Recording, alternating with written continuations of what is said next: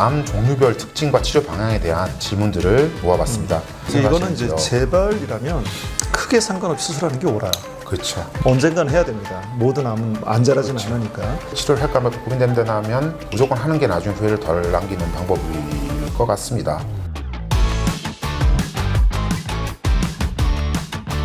초음파상 안 의심인데 작다고 추적 관찰하고 사이즈가 3mm 이상 커지면 세층검사하라고 합니다. 교수님들께서는 암 의심 단계면 수술해야 된다 말씀하시는데 어떻게 해야 될까요? 현재 크기는 4.7mm입니다. 카테고리 5라면 당연히 수술해야죠. 근데 사이즈가 지금 작기 때문에 카테고리 5여서 수술을 안 하고 지켜보는 게 아니라 사이즈가 작아서 지켜보는 거예요. 그렇죠. 그러니까 이게 보통 우리가 이제 초음파로 봤을 때 2mm 정도 이상은 커져야 눈에 보이기 때문에 차이가 나기 때문에 하는 거예요. 그래서 잘하고 있는 거를 놓치지 말고 보면 되겠고요. 이분은 그냥 작아서 지켜보고 있는 거라고 생각하는데요. 수술하지 않고 치료한다가 아니라 수술하지 않고 지켜본다. 그리고 이호주의 관찰한다는 뜻입니다. 네. 근데 이렇게 하려면 추적 관찰하려면 6개월에 한 번씩은 해야죠. 6개월에 한 번씩 해야 되는데 더 중요한 건 초음파의 해상도예요. 해상도 굉장히 중요합니다. 예스 클리닉은 초음파 괜찮은가요? 저희 아주 비싼 돈 주고 사가지고 가장 해상도 높은 제품으로 지금 제가 구비를 해놔서 다른 병원에서 못 찾던 것도 찾고 있습니다. 그건 중요해요. 그러니까 해상도가 높아야 이 변화를 민감하게 봐줄 수 있다는 거죠. 그쵸. 그래서 추적 관찰할 때 첫 번째 전제 조건은 시기를 놓치지 말자가 중요하고 또 하나는 해상도가 높은 초음파로 계속 같은 세팅에서 봐야 되는 거예요. 이 병원 저 병원 다니는 게 별로 좋은 건 아니에요. 그래서 제가 생각하는 적적 감시의 요건은 저는 1cm 미만에서는 안 하고 0.5cm 미만. 좀 더 안전하죠. 네, 그게. 그리고 피막에 가깝지 않아야 되고 가족력이 없어야 되고 유전자 변이가 없어야 되고 그 조건에서는 사실 적적 감시를 하긴 해요. 근데 사실은 우리가 가장 적적 감시를 실패하는 요인은 환자분이 불안해서예요. 불안해서 못 견뎌요. 6개월 정도 지나서 오셔가지고 초음파 보고 안 자랐는데도 그냥 수술할래요 하시는 분이 대다수예요. 근데 그건 그 실패가 아니라 원래 그런 그 조건에서 탈락돼서 수술방으로 간다고 하는 건데 탈락 조건 중에 환자가 내 몸에 이런 걸 다 놔두는 걸 이제 용납하지 못하는 거죠. 그렇죠. 근데 이제 사람들마다 캐릭터가 좀 달라요. 나는 수술이 죽어도 싫어요. 가 있고, 근데 나는 내 몸에 이러는 걸 견딜 수 없어. 그럼 이제 수술하는 거죠. 그렇죠. 그렇습니다.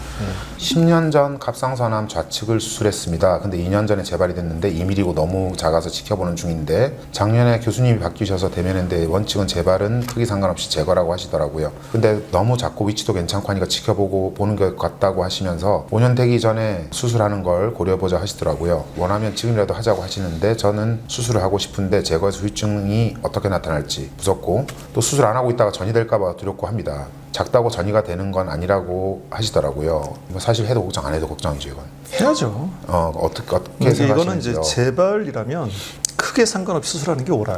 그렇죠. 물론 이제 2번 수술하면 이게 후유증이 좀 더 크겠죠. 근데 그건 당연한데, 자, 암이라는 게 있는데 초기에 생긴 조그만 거 그냥 우리가 지켜보더라도 그게 영원히 지켜볼 수 있는 건 아니에요. 언젠가는 해야 됩니다. 모든 암은 안 자라진 그렇죠. 않으니까. 근데 재발한 순간 이거는 이제 벌써 메커니즘이 다르고 암의 패턴이 다른 거예요. 그래서 처음에 지켜보자 하신 교수님은 글쎄 모르겠어요. 이제 박정수 선생님도 가끔 뭐 너무 작으면 시간을 좀 두고 보자라고 하시긴 하시죠. 하는데 네. 그렇다고 수술하지 말라고 하시지는 않거든요. 그렇죠. 그러니까 이거는 하는 게 옳습니다. 여기서 더 커져 수술하면 더 크게 수술해야 되고 후유증이 더 크게 남아요. 그렇죠. 그러니까 지금 빨리 하는 게 오히려 더 후유증을 적게 하는 방식이라고 생각합니다. 맞습니다. 그리고 여포암 조직 검사상 혈관 침범 4 미만, 캡슐 침입형의 최소 침윤형과 광범위 침윤형 중간 단계라고 하셨는데 교수님께서 전절제 추천하시나요? 했는데 최소 침윤형과 광범위 침윤형 중간 단계라는 말은 제가 못 들어본 것 같은데 어정쩡한 모양이에요 지금. 이 경우에는 암의 크기가 중요하겠죠. 네. 4cm 이상 크기라면 꼭 재수술로 남은 갑상 조직 다 제거하고 방사선 치료를 하는 게 낫고 치료를 할까 말까 고민된다면 무조건 하는 게 나중에 후회를 덜 남기는 방법일 것 같습니다. 그게 앞에도 케이스들이 나왔어요. 네. 암이 아니라고 해서 두었는데 알고 보니 암이더라라는 거죠. 그렇죠. 그래서 그렇죠. 네. 딱 중간 단계라고 말했다는 건 이게 최소 침윤형은 아니라는 뜻이에요. 그건 넘어섰다는 뜻이면 저는 이거는 당연히 해야 된다고 생각합니다. 네. 암이라는 건 우리가 암의 원인을 모른다고 내가 늘 이야기하는데 그런 이야기처럼 암의 원인을 모르면 어떻게 해? 초반에 때려잡아야죠. 조금 더 손쉬울 때 때려잡아야지 우리가 이길 수 있다는 거예요. 그래서 이거는 하시는 게 옳습니다. 제 생각은. 네. 다음 질문은 피틀세포암은 온코사이틱 암에 속하는 것인가요? 그리고 혹시 재발 전이 될 때 미분암으로 발전할 수 있는지 궁금합니다. 같은 말이죠, 이건. 네, 같은 말이에요. 근데 이게 이제 두 가지가 혼용되어 오다가 그 최근에 WHO에서 질병 분류를 아예 온코사이틱 암이라고 하는 걸로 이제 통일시켜 버렸어요. 예, 피틀세포암 혹은 온코사이틱 암이라고 하는 거는 여포암하고 비슷한데 그거보다 좀 더 위험한 암이에요. 네. 그렇기 때문에 좀 더 확실하게 수술하고 확실하게 재활하는 게 중요하겠고요. 자, 이거는 자꾸 재발하다 보면 결국 이제 분화도가 나빠져서 저분암으로 갔다가 미분암으로 가기도 합니다. 네. 자, 요오드 치료를 해야 된다는데 안 하면 어떻게 되는지요? 방사능 요오드 치료를 권했다는 것은 그럴 만한 이유가 있어서입니다. 분명히 고위험군에 속할 거고요. 앞에서도 이야기했듯이 이 치료는 아주 효과적인 치료법이어서 갑상선암 예후가 좋은 것은 이 치료 덕분이라고 생각을 할 정도예요. 그래요. 갑상선암이 예후 좋은 이유를 저는 뭐 어디 가서나 꼭 그렇게 이야기를 하고 있으니까. 네. 근데 안 받겠다는 이유는 잘 모르겠지만 이건 그 권유를 하셨으면 받는 게 좋을 것 같습니다. 그렇죠? 안 하고 싶은데, 안 하고 싶은데 불안은 하고 이게 하셔야죠. 해야 됩니다. 네. 자, 다음 질문은 석회가 있으면 암일 확률이 높나요? 자, 이거는 이제 몸의 어느 부분이든 석회질이 있으면 암의 확률이 좀 높다는 게 사실이에요. 근데 실제로 큼직큼직하게 보는 짱돌처럼 보이는 맞아요. 큰 돌보다 미세 석회화 마이크로 칼시피케이션이라고 부르는 이런 게 모래알처럼 흩 뿌려져 보이는 게 안 좋은 모양이에요. 이거는 그 유방에서도 그렇고 갑상선에서도 그렇고 다른 조직에서도 이 석회화가 있다 그러면 이거는 정확하게 봐야 되는 겁니다. 네. 다음 질문은 갑상선암 진단 한 몇 년간 매달 극심한 두통으로 병원에서 두통약을 받아 먹으면서 뇌 검사에만 주력했는데 암 수술 후 두통이 사라졌답니다. 그 교수님은 갑상선암과 관련이 없다 하시는데 맞나요? 관련이 있을까요, 두통이? 또 수술 전 심장 두근거림이 있어서 약을 먹는데 수술 후에도 마찬가지입니다. 교수님은 갑상선과 상관없다 하시고 심장 문제도 검사도 문제 없다는데 뭐가 문제인가요? 뭐라고 생각하세요? 수술 전에 두근거림이 있다. 이거 사실 부정맥에 가깝죠. 저는 어떻게 생각했냐면 걱정이 많았던 게 아닐까. 걱정이 많고 그러니까 막 심장도 벌렁거리고 두통도 있고 했는데 수술했더니 말하자면 이제 그 문제에 대한 해결책을 한 거잖아요. 그러면서 안심이 되면서 이런 게 아닐까 이렇게 생각하는데 이게 갑상 수술했다고 이런 게 좋아지지 않거든요. 네. 카테고리가 3, 4단계. 베네스타 카테고리가 3, 4단계 나왔는데 크기는 큰 것은 1cm, 작은 것은 7, 8개 정도 있고 지켜보고 있습니다. 지금 10년이 됐는데 초음파로만 보고 있습니다. 69세 여성이고 이건 세치검사 해보셔야 될 것 같은데 10년을 지켜봤는데 변화가 없다면 하긴 10년 전에 한번 했으면 그때보다 기술이 지금 다르고 좀 그럴 수 있는데 근데 아니 저는 어떻게 생각하냐면 10년 동안 변화가 없으면 이건 암일 확률이 거의 없을 거예요. 그래도 사실은 좀 저는 세치검사 한번 더 해보는 게 나을 것 같습니다. 아, 역시 이제 돌다리도 두드려보고 가는 이렇게 타입이 좀 나랑 좀 다른데 69세 여성이시니까 나이도 젊은 편이시고 하시니까 검사는 해보셔야 될 것 같아요. 그리고 유두암 0.9cm 지켜봐도 될까요? 토마토는 어떤 이건 뭐지? 토마토? 아니 토마토 먹어도 되냐고 이런 뜻인 것 같아요. 이제 이거는 이제 지켜볼 수 있는 조건은 이제 우리 책에도 있고 방송에도 있으니까 말로 설명드리면 사이즈가 1cm보다 작은 단일암이어야 하고 임파선 전이가 없고 피막 침범이 없고 원격 전이가 없는 대략 이 5가지 조건을 충족하면 지켜볼 수 있는데요. 그리고 토마토 드세요.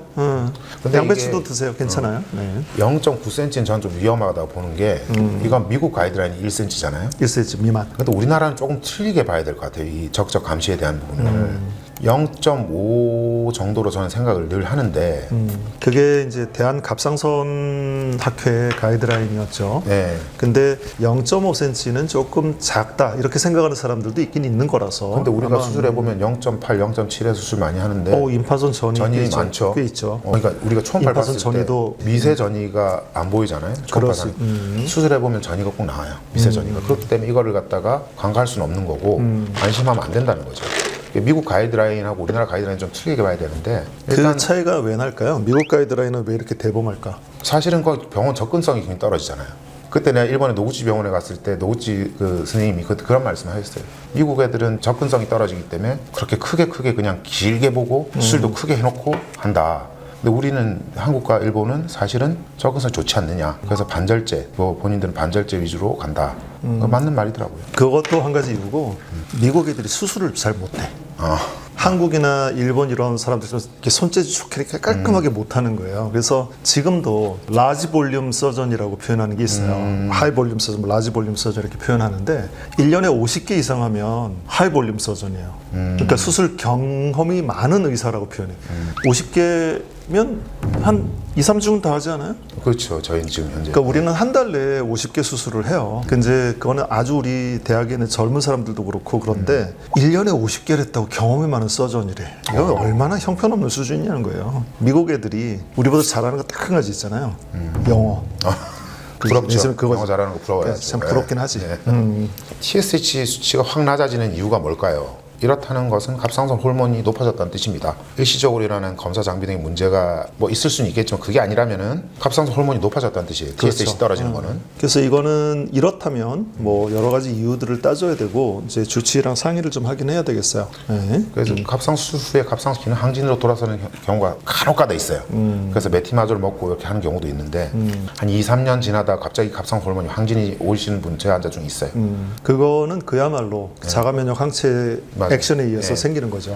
그래서 일단 그렇게 해서 이제 메티마졸 좀 먹고 낮춰주고 어느 정도 유지되면 끊는 방향으로 가고는 있는데 그래도 그것도 또 잘 모르시는 의사분들이 많아요. 그런 경우 그 어떻게 뭐, 해야 될지. 근데 이제 내가 가끔 그런 이야기는 해요.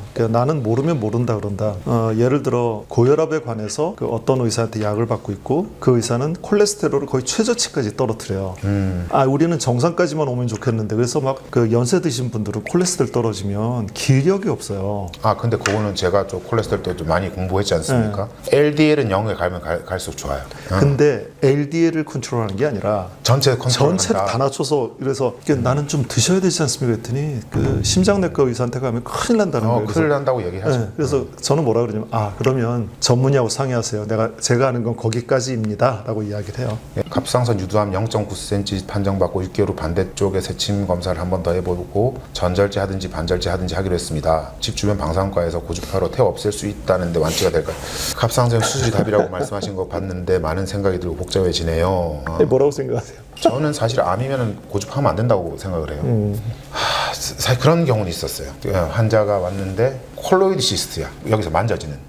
근데 이 콜로이드 시스트라는 게 뭐냐면 점액질의 물혹이거든요. 제가 고주파를 하든지 알코올 인젝을 하든지 하는 거는 물혹인 경우. 물혹 맞아요. 지금 물혹인 경우에는 고주파를 하라는 거는 그 점액질의 그 물 성분을 빼버리고 그 안에다가 라이닝을 태우는 거예요. 그런 시술을 하라. 근데 이걸 갖다가 3cm, 4cm 된다고 이걸 수술한다? 이거 너무 아까운 거죠. 제가 아주대에서 그 수술 권유받고 나한테 왔길래 고주파를 갖다 추천을 했어요. 그래서 다음에 만나면 아주대 그 누군지 아니까 나한테 야단 좀 맞아야 되겠더라고요. 그런 질문도 있을 수 있어요. 지금 3cm, 4cm 되니까 뭐 알코올로 지지거나 아니면 열로 지지거나 하거든요. 이제 그런 걸 할 수 있는데 그거보다 작으면 손댈 필요 없다는 거죠. 그렇죠. 자, 이거는 좀 잘 생각해서 하셔야 될 게 암을 태우자는 말은 아니었다는 것 같아요. 네. 그러니까 반대편에 있는 걸 태우자는 말인데 굳이 그걸 태울 필요가 있느냐. 그리고 이제 유추해서 해석하자면 이분의 질문은 반대편 결절에도 세심 검사를 한번 더 해보자라고 그렇죠. 했다는 건 생긴 모양이 물혹은 아니에요. 이거는 맞아요. 찜찜하게 생겼다는 뜻입니다. 그래서 이거는 좀 잘 생각해야 될 것 같습니다. 오늘 모았던 질문들은 여기서 마무리하도록 하고요. 다음 편에 또다시 뵙도록 하겠습니다. 오늘 수고 많으셨습니다. 네, 감사합니다. 수고하셨습니다. 네. 네, 네, 네.